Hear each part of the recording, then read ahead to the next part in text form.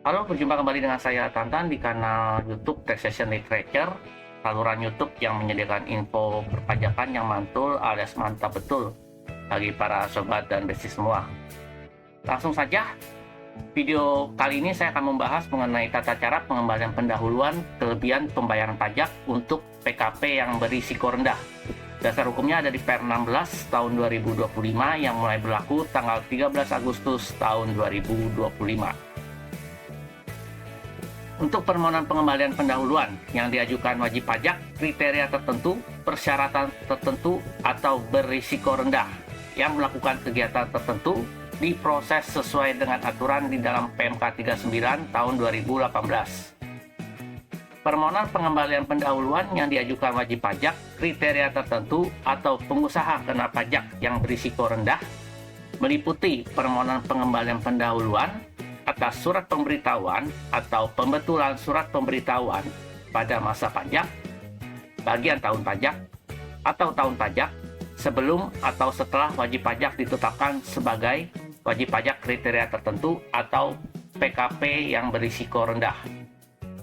Untuk pajak masukan yang dapat diperhitungkan sebagai bagian dari kelebihan pembayaran pajak yang pertama, pajak masukannya telah dikreditkan WP kriteria tertentu dan PKP berisiko rendah, tercantum dalam faktur pajak yang telah diunggah ke dalam sistem administrasi DJP oleh pembuat faktur pajak dan telah memperoleh persetujuan yang telah dilaporkan dalam surat pemberitahuan masa pajak pertambahan nilai.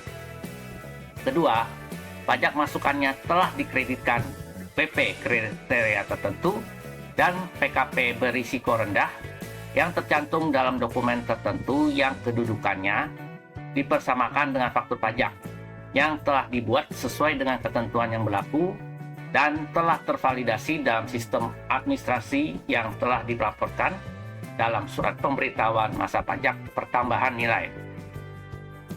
Ketiga, tercantum dalam dokumen tertentu yang kedudukannya dipersamakan dengan faktur pajak berupa dokumen pemberitahuan pabean impor sesuai dengan ketentuan yang berlaku dan telah dipertukarkan secara elektronik dengan DJP.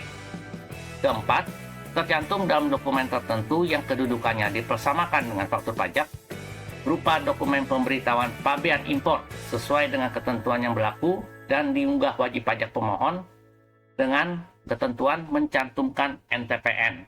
Dan atau yang kelima, tercantum dalam dokumen surat penetapan pembayaran bea masuk, cukai dan atau pajak sesuai dengan ketentuan yang berlaku dan mencantumkan NTPN terdapat dalam sistem informasi di Direktorat Jenderal Bea dan Cukai, telah dipertukarkan secara elektronik dengan DJP dan dibayarkan wajib pajak pemohon melalui penyelenggara pos yang terkait dengan impor barang kiriman.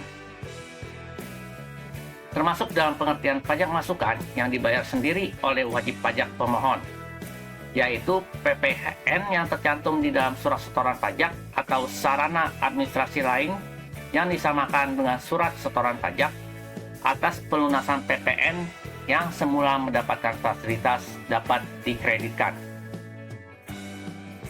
Untuk Special Purpose Company atau kontrak investasi kolektif sebagai PKP berisiko rendah, dapat diberikan pengembalian pendahuluan atas kelebihan pembayaran PPN pada masa pajak diperolehnya real estate dengan mengajukan permohonan sesuai yang diatur di PMK 200 tahun 2015. Penelitian terhadap kebenaran pembayaran PPN dilakukan DJP terhadap kredit pajak yang dapat diperhitungkan dalam surat pemberitahuan masa PPN yang meliputi yang pertama, pajak masukan yang dikreditkan oleh Special Purpose Company atau kontrak investasi kolektif sebagai PKP berisiko rendah yang tercantum dalam faktur pajak yang telah diunggah ke dalam sistem administrasi dan telah mendapat persetujuan DJP.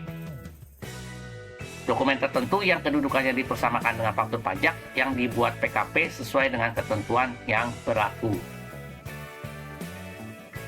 Dokumen tertentu yang kedudukannya dipersamakan dengan faktur pajak yang dilaporkan pihak lain sesuai dengan pasal 32A Undang-Undang KUP dalam surat pemberitahuan masa PPN.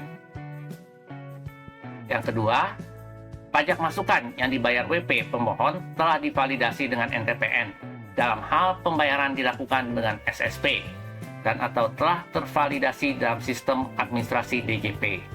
Dalam hal pembayaran dilakukan dengan sarana administrasi lain yang disamakan dengan SSP. Pajak masukan yang dapat diperhitungkan sebagai bagian dari kelebihan pembayaran pajak merupakan pajak masukan yang telah dikreditkan dan tercantum dalam faktur pajak yang telah diunggah dan mendapatkan persetujuan DJP, telah dilaporkan di dalam surat pemberitahuan masa PPN oleh PKP yang membuat faktur pajak.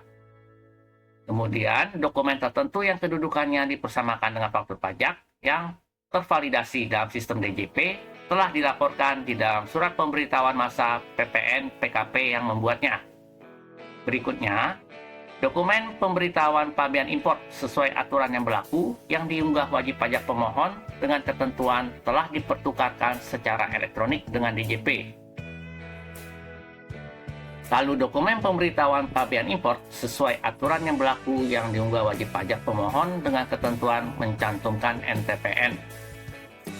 Dan dokumen surat penetapan pembayaran bea masuk, cukai, dan atau pajak sesuai aturan yang berlaku dengan ketentuan mencantumkan NTPN terdapat dalam sistem informasi Direktorat Jenderal Bea dan Cukai, telah dipertukarkan elektronik dengan DJP, dibayar wajib pajak pemohon melalui penyelenggara pos terkait dengan impor barang kiriman. Permohonan pengembalian pendahuluan atas kelebihan pembayaran PPN ditindaklanjuti berdasarkan ketentuan pasal 178 Undang-Undang KUP. Maaf, saya ulangi. Permohonan pengembalian pendahuluan atas kelebihan pembayaran PPN ditindaklanjuti berdasarkan ketentuan pasal 17B Undang-Undang KUP dan berdasarkan hasil pemeriksaan masih terdapat kelebihan pembayarannya. Maka berlaku ketentuan untuk kelebihan pembayaran PPN pada masa pajak selain akhir tahun buku dan tidak terdapat kegiatan tertentu, kelebihan PPN tersebut dikompensasikan ke masa pajak berikutnya. Untuk kelebihan pembayaran PPN pada masa pajak setelah akhir tahun buku dan terdapat kegiatan tertentu, kelebihannya diberikan pengembalian. Dan untuk kelebihan pembayaran PPN pada masa pajak akhir tahun buku, kelebihannya diberikan pengembalian. Sebagai catatan tambahan di sini, saya akan menjelaskan yang termasuk kategori wajib pajak risiko rendah. Yang pertama, perusahaan yang sahamnya diperdagangkan di BEI. Kedua, BUMN dan BUMD sesuai dengan aturan yang berlaku. Ketiga, PKP yang telah ditetapkan sebagai mitra utama kepabeanan sesuai aturan yang berlaku. Keempat, PKP yang telah ditetapkan sebagai operator kawasan ekonomi bersertifikat sesuai aturan yang berlaku. Kelima, pabrikan atau produsen selain A sampai dengan D di atas yang dalam kegiatan usaha menghasilkan BKP dan JKP serta memiliki tempat untuk melakukan kegiatan produksi. Yang berikutnya, PKP yang memenuhi persyaratan tertentu, yaitu PKP yang menyampaikan SPT masanya lebih bayar restitusi dengan jumlah lebih bayar paling banyak 5 miliar rupiah. Lalu pedagang besar farmasi yang memiliki sertifikat distribusi farmasi atau izin pedagang besar farmasi dan sertifikat cara distribusi obat yang baik. Lalu distributor alat kesehatan yang memiliki sertifikat distribusi alat kesehatan atau izin penyalur alat kesehatan dan sertifikat cara distribusi alat kesehatan yang baik. Berikutnya, perusahaan yang dimiliki langsung oleh BUMN dengan kepemilikan saham lebih dari 50% yang laporan keuangan dikonsolidasikan dengan laporan keuangan BUMN sesuai dengan prinsip akuntansi. Untuk kepemilikan saham lebih dari 50% merupakan persentase kepemilikan saham yang tercantum dalam laporan keuangan konsolidasi tahun terakhir sebelum pengajuan permohonan penetapan PKP risiko rendah.